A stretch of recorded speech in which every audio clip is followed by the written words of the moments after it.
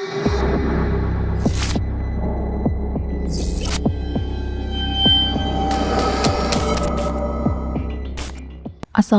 warahmatullahi wabarakatuh. Jumpa bersama saya Haza di channel Untung Ditonton. Bagi yang baru nonton, saya ucapkan selamat datang di channel ini. Semoga kita semua senantiasa diberi kesehatan dan dimudahkan dalam segala urusan. Amin, amin ya rabbal alamin. Nah sob, kali ini saya akan membawakan cerita yang ditulis oleh Mbak Nafila. Nah sebelum kita masuk ke ceritanya, jangan lupa subscribe channel ini dulu ya, agar channel ini lebih berkembang dan memberikan manfaat bagi kita semua. Tanpa banyak cakap lagi, yuk langsung saja kita masuk ke ceritanya. Menjadi seorang istri bukan perkara mudah, tidak sebatas berpangku tangan terhadap suami, namun lebih kepada bagaimana melayani suami sepenuh hati, dikala susah maupun senang. Istri harus mampu menopang suami dalam berbagai situasi. Sebut saja Wuryani, seorang ibu dari 2 anak yang luar biasa. Dari awal kuliah ia menjalani hubungan dengan seorang pria, yang kemudian akhirnya menjadi suaminya. Total mereka berpacaran kurang lebih 9 tahun. Dan selama itu tidak ada satupun yang aneh dari dia. Anak pertama mereka lahir saat usia perkawinan mereka baru 1 tahun. Kemudian disusul anak kedua yang jaraknya hanya 2 tahun. Saat anak kedua mereka lahir, suami Wuryani mendapat promosi yang bagus di kantornya. Serta-merta kehidupan mereka pun mulai berubah menjadi lebih dari cukup. Sayangnya, perubahan itu disertai dengan perubahan sikap suaminya Wuryani. Dia jadi sering pulang malam, setiap weekend selalu dipakai dengan acara kantor. "Wuri, sudah 3 hari aku berada di sini, tapi aku tak pernah ketemu dengan suamimu.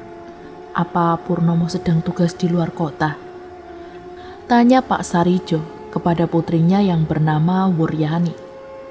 Sebuah pertanyaan yang wajar dan diucapkan dengan nada yang penuh keheranan itu seperti sebuah pasak yang menembus jantung Wuryani. Sakit tak terperihkan rasanya. Wuryani harus menutupi keadaan yang sebenarnya.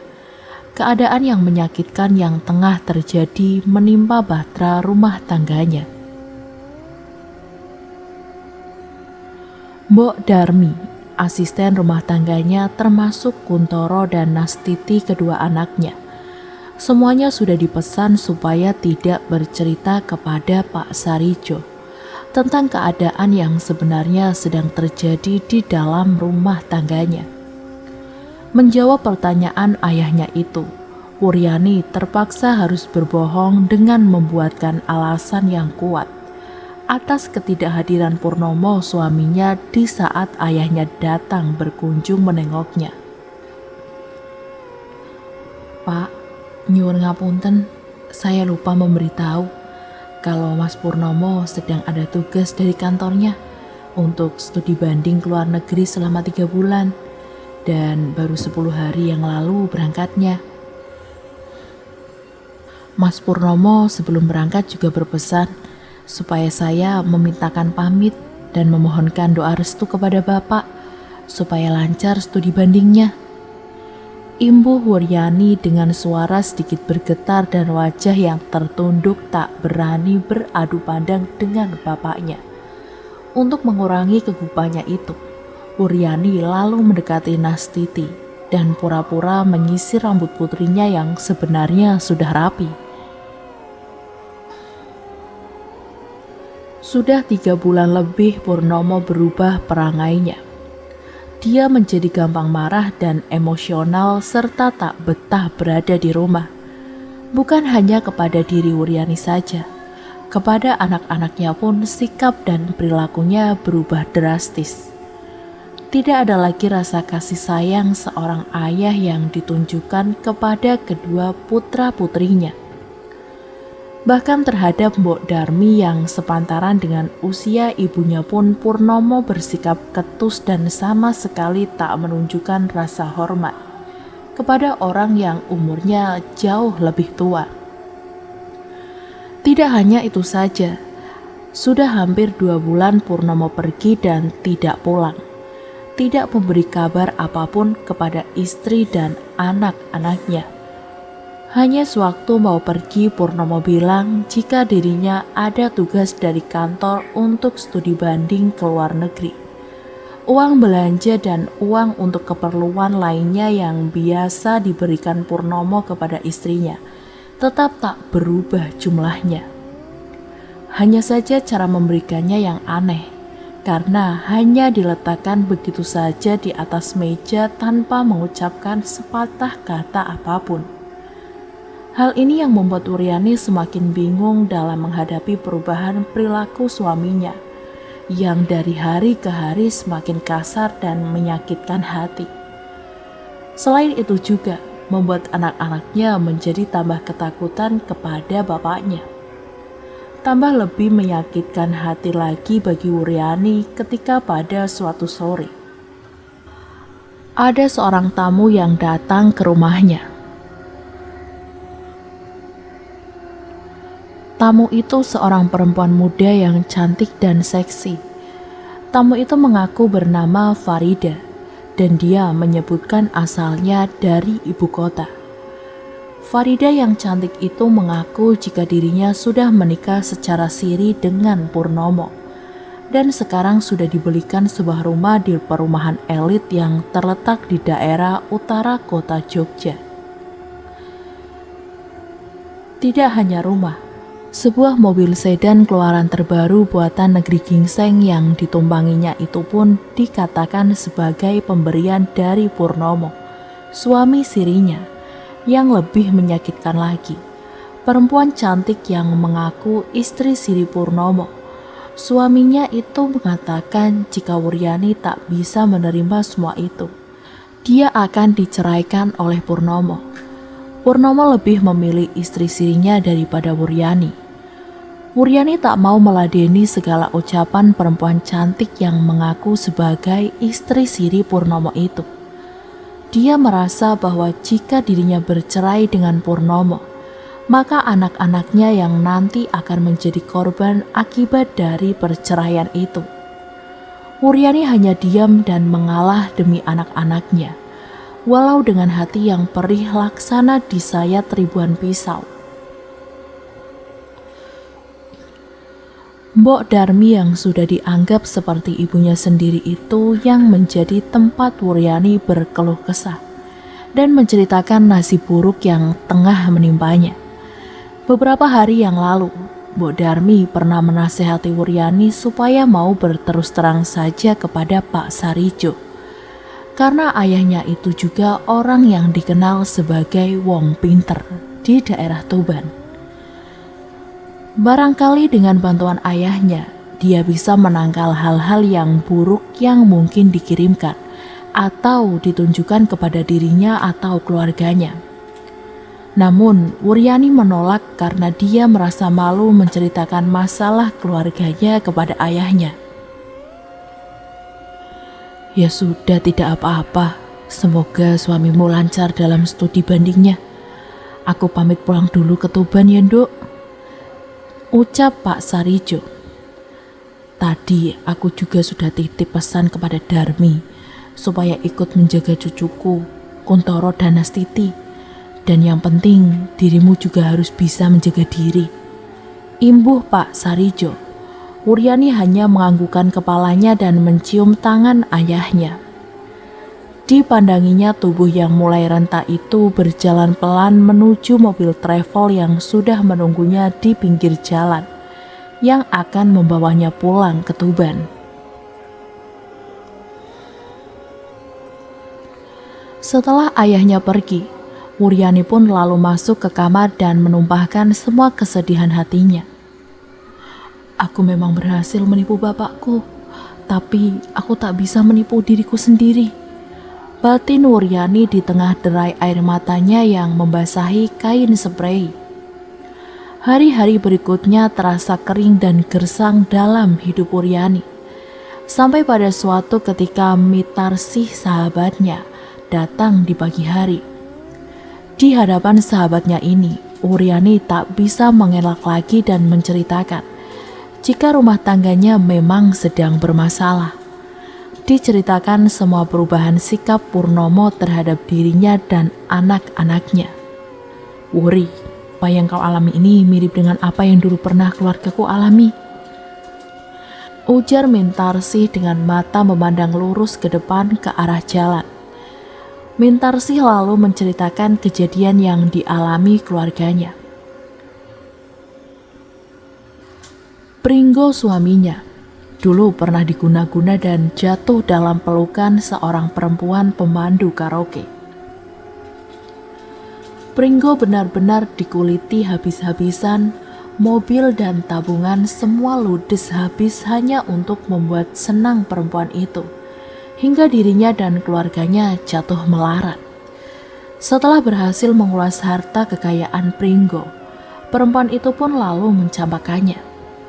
"Saat pulang ke rumah sudah benar-benar mirip Kereto suamiku," ucap Mintarsih menceritakan kejadian yang menimpa suaminya. "Untunglah saat itu aku segera pergi ke tempatnya Mbah Warno di daerah Pandan Simo, dan lewat pelantaran Mbah Warno, akhirnya Pringgo suamiku berhasil dilepaskan dari pengaruh guna-guna yang dikirimkan perempuan pemandu karaoke itu," ujar Mintarsih melanjutkan ceritanya. "Wuri, mumpung suamimu belum jatuh terperosok ke dalam pengaruh perempuan itu, tak ada salahnya dirimu berusaha mencegahnya, supaya rumah tanggamu tidak berantakan dan anak-anakmu tak kehilangan bapaknya," ucap Mintarsih memberi saran yang diterima dan disetujui oleh Wuryani. Pada sore hari, setelah menitipkan kedua anaknya kepada Mbok Darmi, Wuryani dengan ditemani Mintarsih pergi menuju rumah Mbah Warno di daerah Pandan Simo. Tak lupa dalam perjalanannya mereka berdua mampir sebentar ke tempat penjual kembang untuk beli kembang telon, atau bunga mawar merah, bunga melati dan bunga kantil, kemenyan dan hiyo untuk ubo rampe atau sebagai syarat yang biasa dipergunakan dalam ritual kejawen. Sesampainya di rumah Mbah Warno yang kebetulan pada saat itu tidak sedang menerima tamu, segera Mintarsih yang sudah terlebih dahulu mengenal Mbah Warno menyampaikan maksud kedatangannya ke tempat itu bersama Wuryani. "Menurut hasil penerawanganku, Nak Wuryani sekeluarga ini sudah dikirim guna-guna yang wujudnya berupa seekor kucing hitam mulus dengan mata merah menyala yang dikenal dengan nama siluman kucing Condromowo," ujar Mbah Warno setelah memandang foto keluarga Wuryani yang diletakkan di atas meja yang ada di depannya.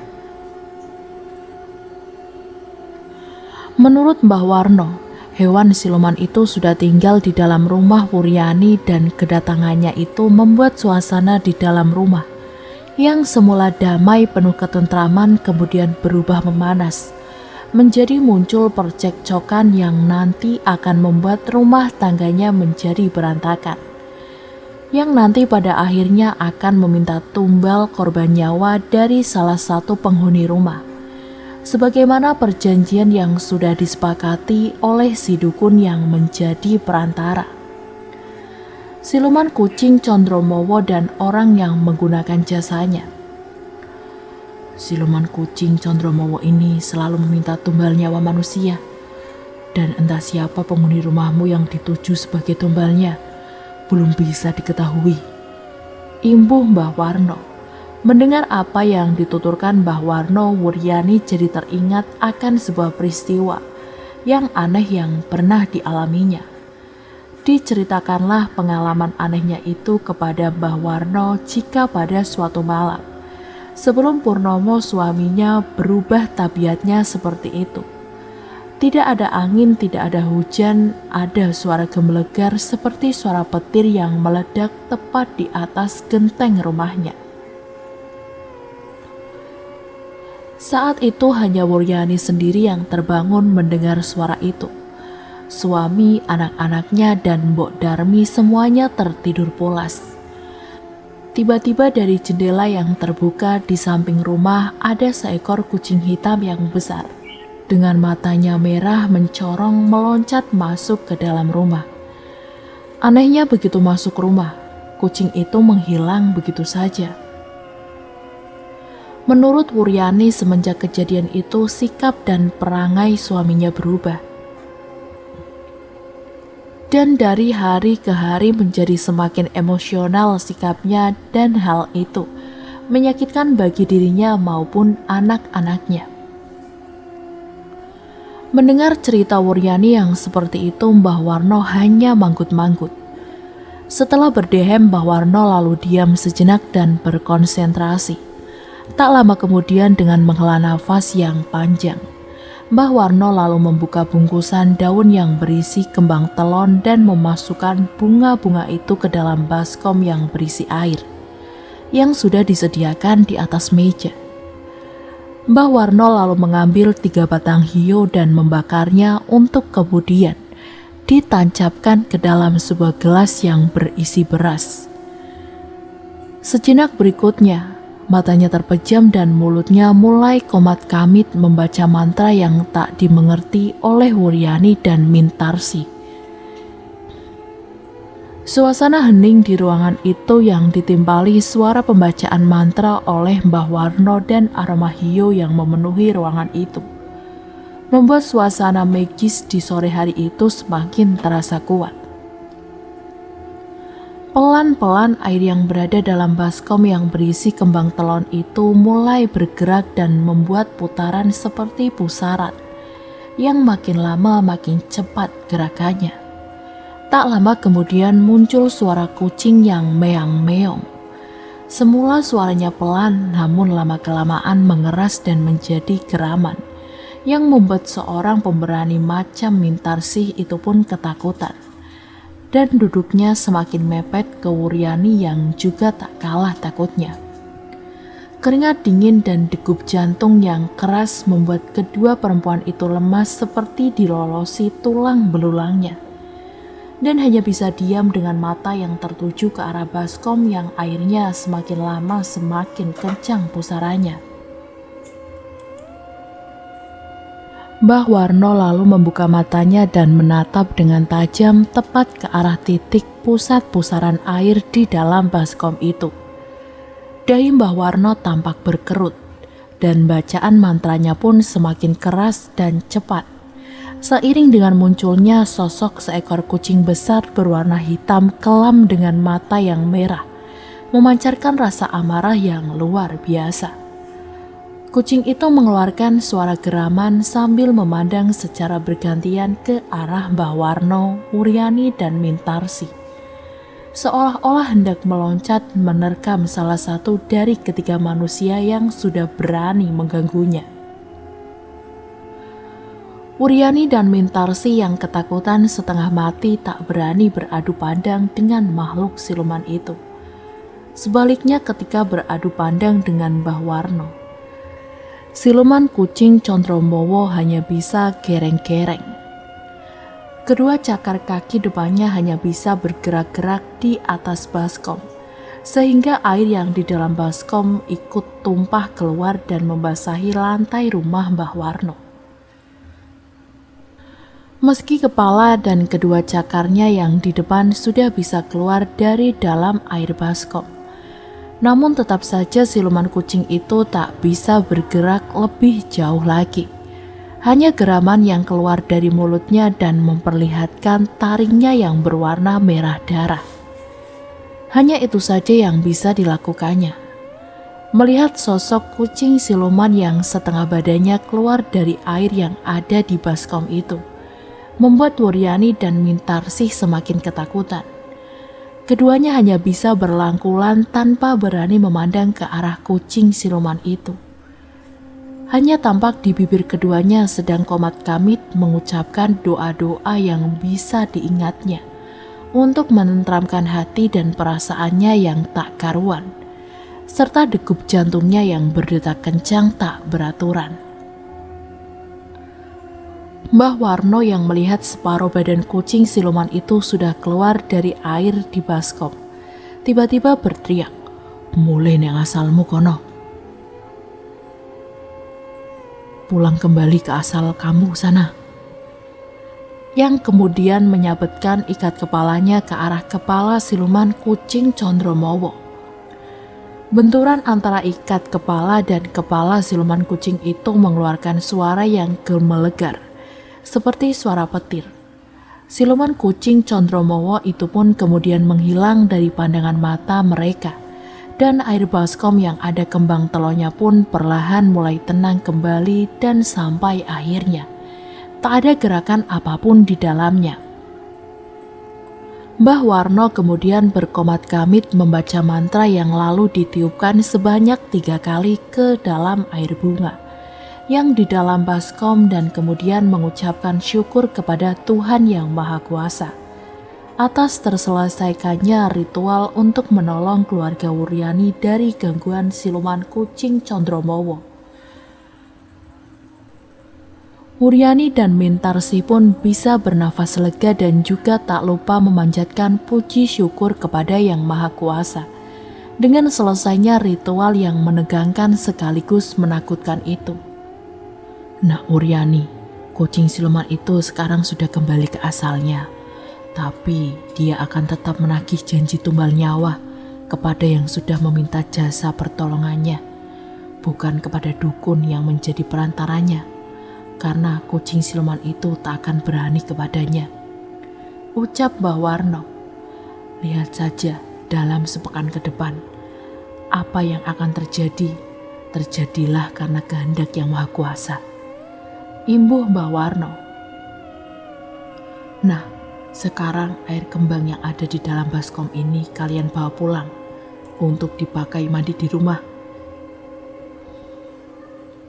Air ini fungsinya untuk menghilangkan aura negatif, karena bagaimanapun juga kalian berdua sudah terlibat dalam ritual tadi. Ujar Mbah Warno yang lalu mengambilkan 2 botol air mineral, 1 literan sebagai wadah air kembang untuk dibawa pulang Wuryani dan Mintarsi. Keesokan harinya, Wuryani membaca berita di sebuah koran harian yang beredar di kota Jogja, yang memberitakan adanya sebuah kecelakaan tunggal yang terjadi di daerah Kaliurang. Sebuah mobil sedan keluaran terbaru buatan negeri gingseng terjun ke jurang saat tengah malam.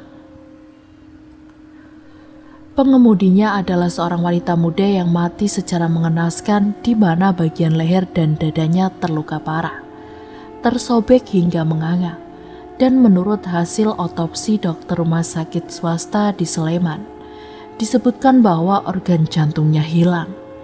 Perempuan itu meninggal dalam kondisi mata melotot dan tubuh berlumuran darah, dan mayatnya sekarang masih disimpan di kamar mayat rumah sakit itu.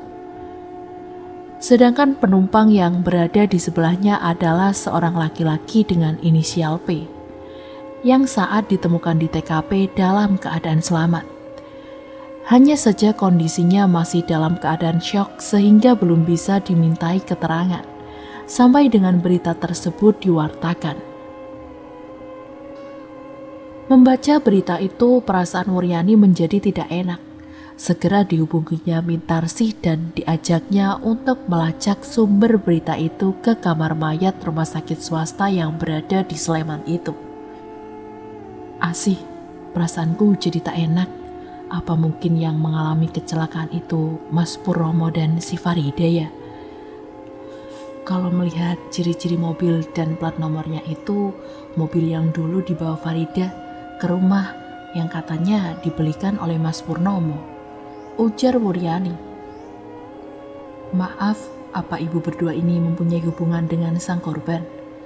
Tanya petugas rumah sakit swasta itu, kemudian diteruskan ke petugas kepolisian yang mengurusinya. Saya istri dari lelaki yang selamat itu, Pak. Jawab Wuryani yang kemudian meminta izin kepada pihak rumah sakit dan juga kepada pihak kepolisian yang menangani kasus tersebut untuk melihat keadaan suaminya. Bapak polisi dan petugas rumah sakit itu kemudian mengantarkan Wuryani dan Mintarsih ke zal perawatan khusus. Di zal itu dilihatnya Purnomo tertidur dengan infus terpasang di tangannya. Kondisi suami ibu tidak mengkhawatirkan. Mudah-mudahan dalam 3 hari ke depan sudah bisa pulang ke rumah. Begitu kata petugas rumah sakit yang dijawab dengan anggukan dan ucapan terima kasih oleh Wuryani. Boleh bertanya, Bu, apakah Ibu juga mengenal perempuan yang meninggal dalam kecelakaan bersama suami Anda itu? Tanya Bapak polisi itu kepada Wuryani. Soalnya jenazah perempuan itu dari sejak ditemukan di TKP hingga saat ini belum bisa diketahui identitasnya karena tak ditemukan tanda pengenal mengenai dirinya. Imbuh Bapak polisi itu yang kemudian bersama petugas rumah sakit mempersilahkan Wuryani dan Mintarsih untuk masuk ke kamar mayat. Setelah kain penutup bagian atas tubuh jenazah dibuka, Wuryani dan Mintarsih menjerit karena merasa ngeri sekaligus kaget. Dan hampir bersamaan, keduanya spontan menutup kedua mata dengan kedua telapak tangannya. Setelah kekagetan dan kengerian itu mulai sirna, kemudian dilihatnya mayat yang tak lain adalah mayat Farida itu benar-benar dalam kondisi yang mengerikan. Wajah mayat itu pucat dengan mata melotot dan mulutnya terbuka lebar. Sepertinya pada saat-saat terakhirnya dia mengalami kesakitan yang luar biasa. Bagian leher yang terkoyak dan dadanya yang berlobang menganga disumbat dengan tisu kapas. Saya mengenal perempuan yang sudah jadi mayat itu, Pak. Dia dulu mengaku sebagai istri siri suami saya, kata Wuryani setelah mereka semua keluar dari kamar mayat. Tapi apakah mereka benar-benar telah menikah siri, saya sama sekali tidak tahu. Imbuh Wuryani. Seorang petugas rumah sakit tampak berjalan mendekati Wuryani dan Mintarsih yang kemudian mengajukan pertanyaan. Maaf, Ibu Wuryani yang mana ya? Itu suaminya sudah bangun dan minta bertemu segera. Wuryani menjawab pertanyaan petugas rumah sakit itu dan menyebutkan nama dirinya. Kemudian Wuryani berjalan mengikuti petugas rumah sakit yang baru saja bertanya itu, menuju ke kamar ruang perawatan di mana Purnomo ditempatkan. Hatinya kembali mekar dan di wajahnya pun rona kebahagiaan tampak nyata terpancar. Gangguan dari siluman kucing Condromowo terhadap keluarganya kini telah berakhir. Kucing siluman itu telah meminta tumbal nyawa orang yang bersekutu dan membutuhkan jasanya. Dan demikianlah akhir dari cerita ini. Semoga dari cerita ini kita bisa mengambil hikmah dan pelajaran yang baiknya. Sampai berjumpa kembali lagi di cerita misteri terbaru selanjutnya. Dan jangan lupa untuk like, komen, dan subscribe, serta nyalakan juga tombol loncengnya, agar kalian mendapatkan notifikasi jika kami mengupload video terbaru yang tentunya dari channel ini. Apabila terdapat salah-salah kata maupun artikulasi yang kurang jelas, saya mohon maaf yang sebanyak-banyaknya. Terima kasih dan wassalamualaikum warahmatullahi wabarakatuh.